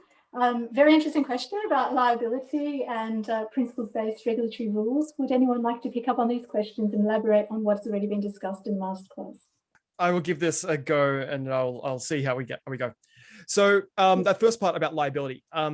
One of the really important functionalities of Open Fisca is having test cases and being able to show like these inputs create these outputs. So when we'd be looking to build out a Open Fisca system that interacts with other systems that allows users to be able to do a behavior, for example, in our case, create certificates. We want to get the inputs from the user and understand what versions of the rules they're using to get those particular results. And so that involves having like careful versioning and careful like understanding, okay, you put these inputs and you got, in your implementation within your system, you got a correct result. But if we put those inputs and we put them in our system, or we put them in the government mandated Open Fisca or rules as code system, we get an incorrect result. There's a disparity there. Why is that a disparity? And so part of the rationale behind having really sophisticated testing and being able to really embed building tests into our business as usual is meant to try and figure out a way in which we can, ideally allow the users to not consume the rules in a way that has inconsistent behavior with how they're meant to function. Within the second part, which is principles-based regulatory rules. So a point I made earlier is around the idea between discretionary and prescriptive rules. And so what I think is important to note is you can't code all your rules. It's probably not going to be your best outcome to try and code every single plenary rule. So the question I would sort of pose is understanding what part of your regulation is principles-based and how can you represent that principles-based decision-making, if at all. At some point where you are doing regulation within a rules as code system, you are going to have a human interact with that system. But you need to figure out the points in where that human interacts with that system and what decisions they can make. And what information do they need at that point to where they're bringing those principles involved. And so part of the rules as code process is figuring out, okay, we know our administrator needs X, Y, Z, A, B, C, D, and E. So we can automate that and then let them do F, G, H, I, and J, or whatever it might be. Fantastic. We have a couple of questions specific to Open Fisca. One question was, what do you see as the top 2 limitations of Open Fisca and how can they be addressed? So I think, firstly, Open Fisca is still in development very actively. Currently, it has, I suppose, one of the limitations is that it so far works with some basic primitive data types.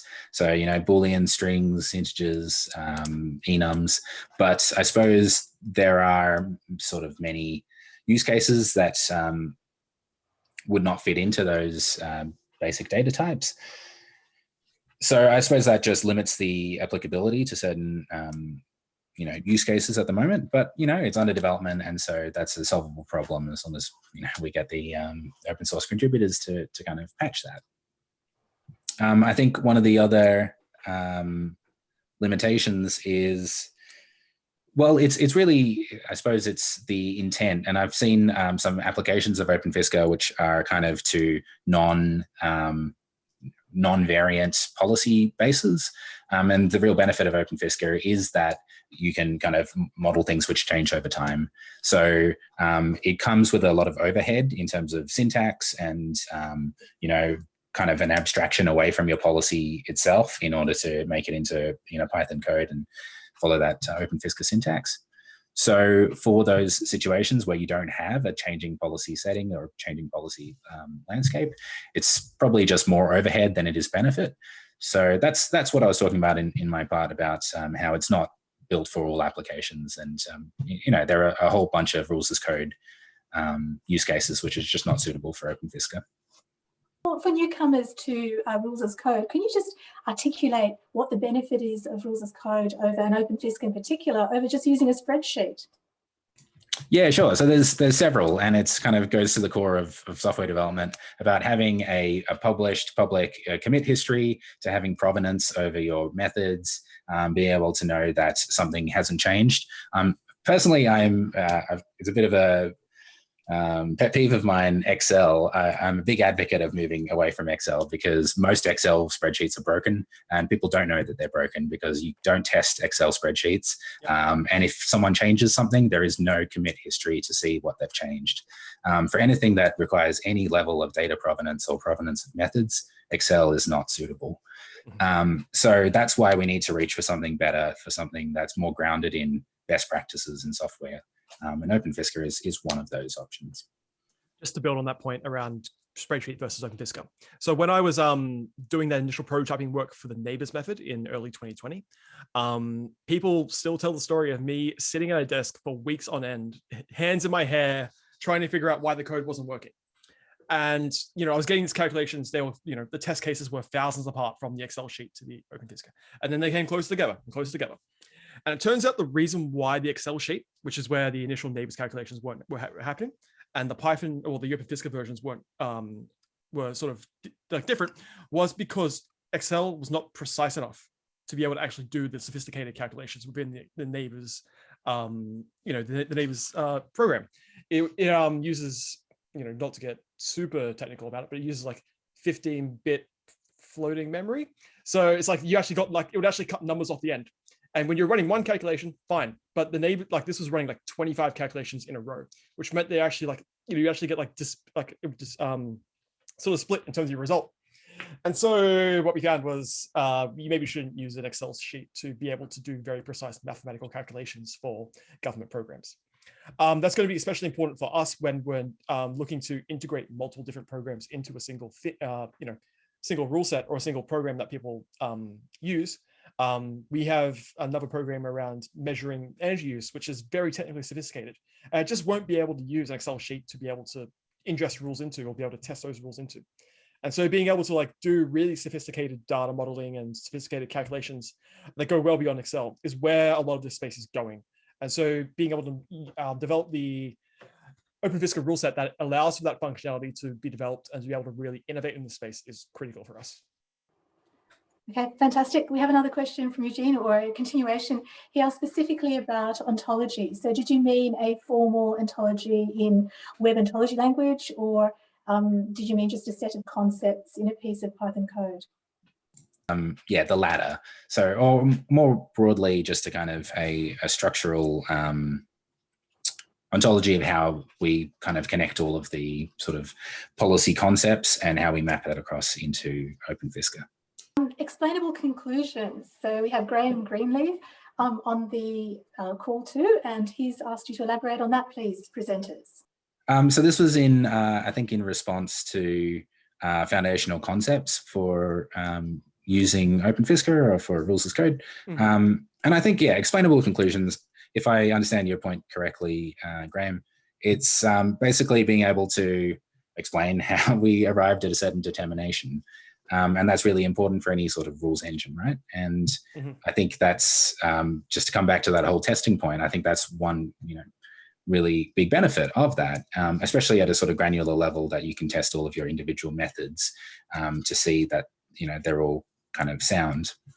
So, gentlemen, a question around adoption. What is needed for broad range adoption? How do we ensure that rules as code is adopted in Australia and elsewhere with speed, given all the benefits that it delivers? Sure. I think Liam mentioned a particularly very important point in his sort of talk was around having that right mindset and right approach. I guess that's very, very important. So I guess building awareness and engagement around getting that right mindset, particularly within government, within the legal community, within the academic community, is, I think, really, really important. And I guess events like this, talking at them and showcasing what we're doing is really, really key. That's one of the key things. The other thing is obviously having that sort of shared understanding of what do we mean by this. What are some key concepts, or what are some key ontologies that we're using? That's also fundamental. Building that technical foundation, I feel is also really, really important.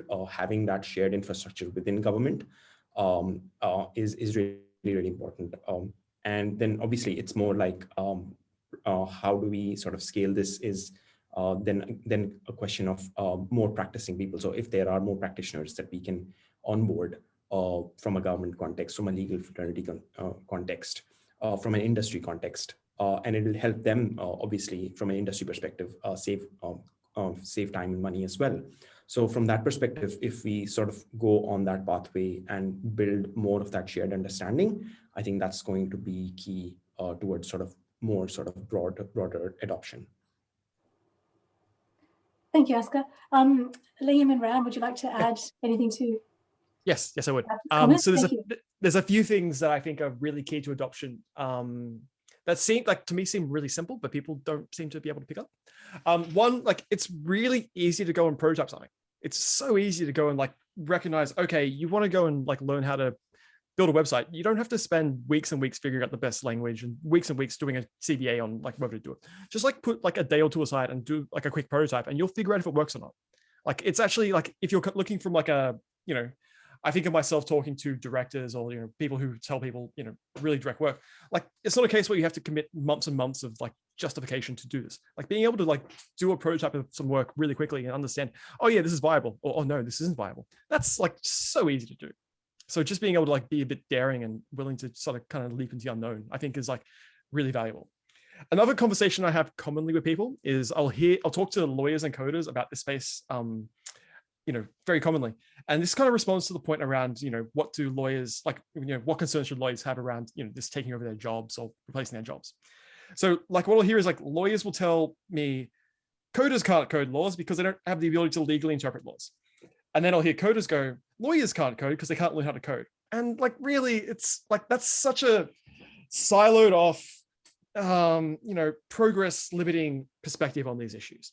It's not that difficult. You know, I could teach a lawyer to code in a day or 2 days if I really, you know, I was able to do that when I was sitting in a room with a lawyer who had never done coding before. It might have been the blind leading the blind, but I was able to do that. You can teach, you can, you know, working collaborating and being able to like break down those silos is like really critical to getting this off, you know, off the ground. And it's kind of like an attitude shift, just going like, okay, let's not go like the lawyers only do the legal interpretation, like coders only do coding, and the policy people only do policy, and the program people, you know, like coming together and being able to work collaboratively and being able not to go like, no, I only do this bit, I only do that bit, but like we're all working together on shared outcomes for the users. That's so critical. And it's shockingly easy to do as well. Like just being able to go like, okay, I'm a lawyer, let's, you know, learn a bit of code, learn how it functions, and being able to integrate that into your working practice will make your working practice better. You know, not to be controversial, but like a lot of lawyers already do processes that are kind of similar to coding when they think about legal interpretations and like if this and that and going to that sort of space. It's actually not that different. You know, the processes are not that different in terms of how they actually function, even if they look different. So being able to like learn from each, you know, different perspectives is really critical to this going forward.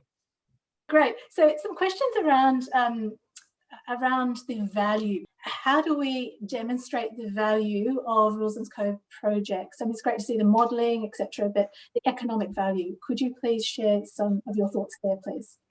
Yeah, sure. So I guess this is a particular, I guess, challenge from our perspective as well that we've sort of faced. And the way that we've gone about it is how do we look at sort of economy-wide, like the graph that I talked about, how do we look at economy-wide sort of regulatory burden?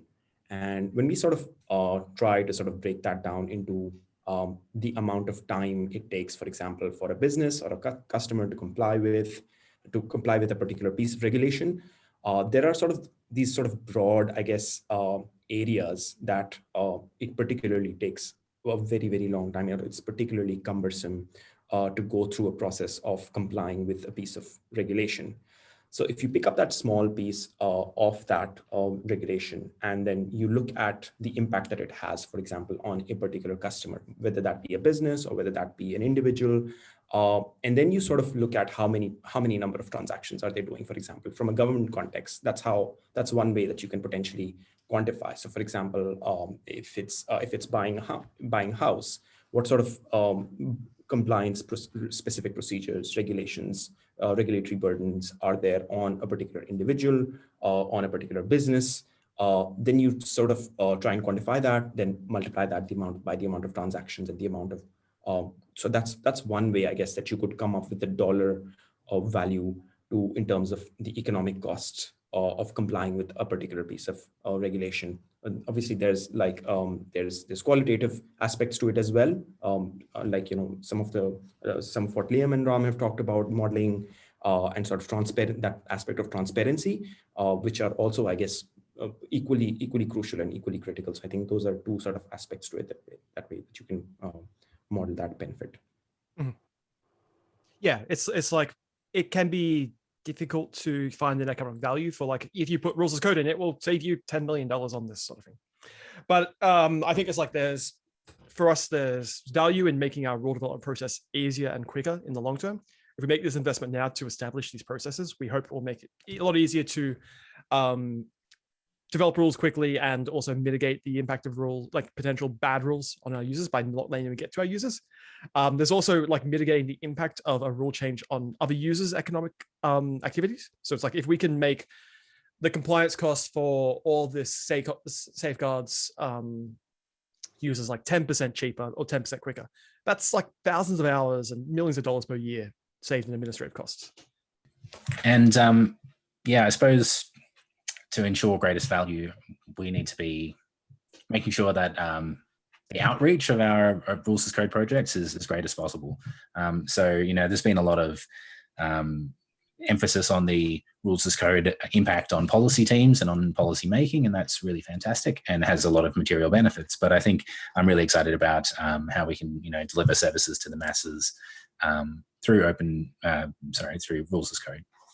Fantastic. I think we'll end with a sort of futuristic question, or maybe the future is now in relation to blockchain and smart contracts. You were saying that you're really excited, Asghar, around emerging technologies, and this is in fact your area of endeavour with Department of Customer Service. Could you please elaborate on where you see the future going? Smart contracts, rules as code, working together, what does that look like? And we'd be grateful for input from the other panellists too. Yeah, so the way that I see sort of that, I guess, smart contracts sort of playing into this field of rules as code particularly is particularly in the area of, I guess, financial technology. There's a lot of sort of exciting developments happening.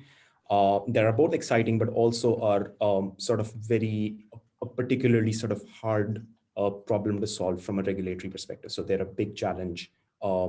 Particularly if, for example, a smart contract is deployed in a decentralized manner, and then you don't have any particular person to sort of hold accountable for that particular smart contract.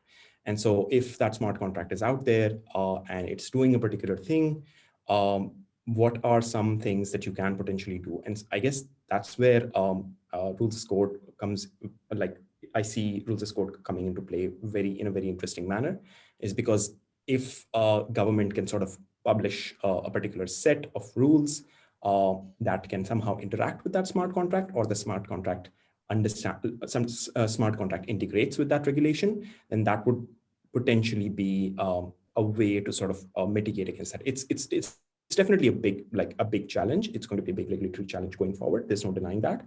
But I think there's got to be particular standards that particular software developers could be asked to follow, or there could be, I guess, a community movement towards sort of regulating the space in a way that's community-led. It doesn't have to be sort of, I guess, government-owned all the time. So it could be something that could play in that. That could be one aspect to it. The other thing is, I guess, obviously, like, for example, if it's banking specific regulations or things like that, those could be very interesting to sort of, from a rules as code perspective as well.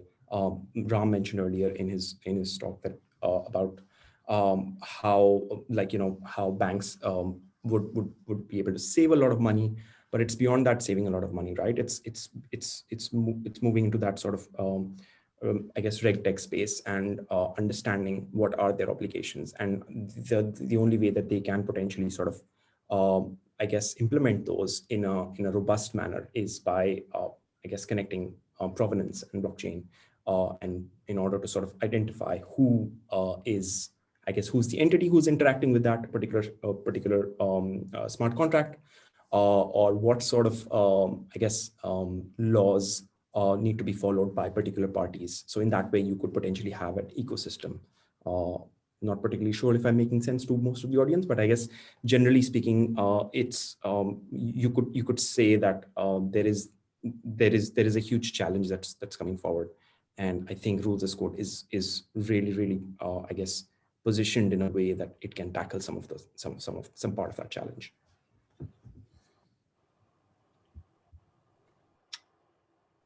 Okay, well, if there are no further comments on that question, thank you very much, everyone. On behalf of the Australian Society for Computers and Law and Code for Australia, thank you for your amazing presentations Rules as Code is a radical transformation, presents a radical transformation of policy and rulemaking processes, and will drive better rulemaking, right, for greater transparency, improve access to justice, and drive significant economic benefits. So if you're interested in learning more about Rules as Code and joining the movement, then please join the Australian-New Zealand Rules as Code Community of Practice. It was founded by the Australian Society for Computers and Law, together with Code for Australia and La Trobe University. You will have an opportunity to connect with the presenters from this masterclass and previous masterclasses through that community. Links will be sent to all who registered for this masterclass. I'm Natalia Crnomarkovic.